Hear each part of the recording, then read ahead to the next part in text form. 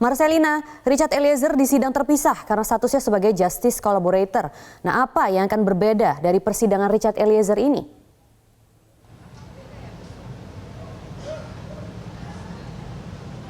Ya Maria, yang akan berbeda adalah tentunya setiap keterangan yang diberikan oleh Richard Eliezer ini akan sangat diperhatikan apakah jika kemudian ia memberikan keterangan yang berbeda atau tidak konsisten dengan yang sudah diberikannya atau dituangkan dalam BAP ketika tahapan penyelidikan dan penyidikan. Jika kemudian ditemukan ketidakkonsistenan, ini tentunya akan mengancam status Richard Eliezer sebagai justice collaborator. Di mana justice collaborator ini adalah posisi Richard Eliezer sebagai saksi pelaku yang diharapkan dapat bekerja sama dengan aparat penegak hukum untuk memberikan keterangan terutama terkait dengan unsur-unsur material terkait dengan kronologi ataupun konstruksi perkara yang diharapkan dapat diberikan oleh Richard Eliezer seterang-terangnya agar nantinya dapat memberikan pertimbangan yang lebih terang bagi majelis hakim untuk menentukan putusan dalam pengadilan. Terkait dengan status Richard Eliezer sebagai justice collaborator ini sudah beberapa kali disampaikan juga oleh pihak tim kuasa hukum yang menyatakan bahwa kliennya Richard Eliezer ini akan memberikan keterangan dengan jujur selama proses persidangan. Dan karena Richard juga berstatus sebagai justice collaborator, nantinya dalam persidangan pihaknya akan turut didampingi oleh Lembaga Perlindungan Saksi dan Korban atau LPSK yang juga sudah kami konfirmasi bahwa akan menghadirkan sejumlah anggotanya dalam persidangan di Pengadilan Negeri Jakarta Selatan hari ini. Maria. Ya, Marcelina, dalam dakwaan Ferdy Sambo yang dibacakan kemarin, apa saja catatan jaksa penuntut umum yang berkaitan dengan nama Richard Eliezer?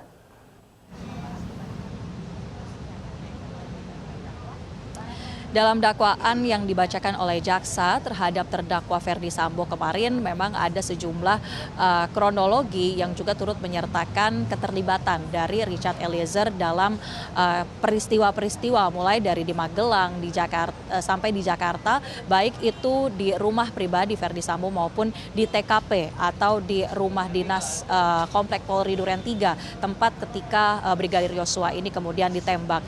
Nah, dalam beberapa keterangan atau dakwaan dari jaksa penuntut umum ini yang kami catat, yang pertama adalah ketika sebelum dilakukan adanya penembakan terhadap Brigadir Yosua, pihak Ferdy Sambo sempat menanyakan kesediaan ataupun kesiapan kepada Richard Eliezer, apakah ia siap atau berani menembak rekannya sendiri Brigadir Yosua, yang kemudian dalam dakwaan itu disebutkan bahwa Richard Eliezer merespon pertanyaan Sambo dengan mengatakan siap.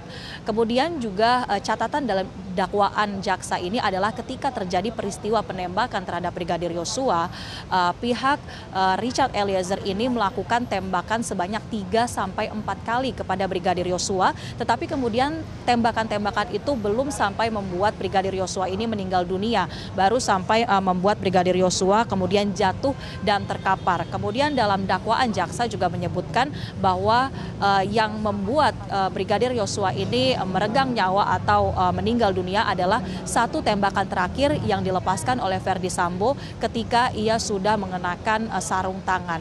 Jadi kemudian ada keterangan-keterangan seperti itu yang lalu di-counter atau ditolak oleh pihak kuasa hukum Ferdy Sambo yang menyatakan keberatan atau nota eksepsi kemarin ketika menggelar persidangan.